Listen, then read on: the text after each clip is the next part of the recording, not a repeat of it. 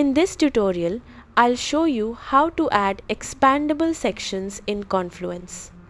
By the end of this video, you'll know how to hide long blocks of content behind expandable sections, making your pages cleaner and easier to navigate.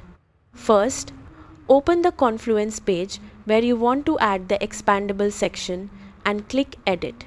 Place your cursor where you'd like the section to appear. Next, type expand and select the expand macro from the list. Confluence will insert a new expandable section into your page.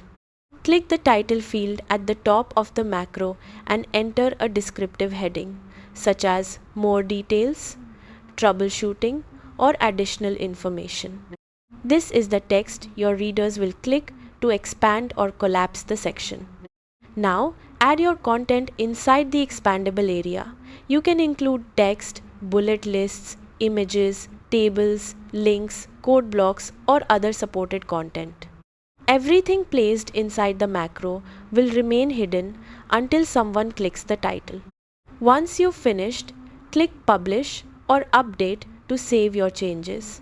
Open the page and test the expandable section by clicking its title to make sure it opens and closes as expected.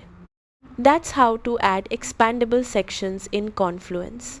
Thanks for watching, and I'll see you in the next tutorial.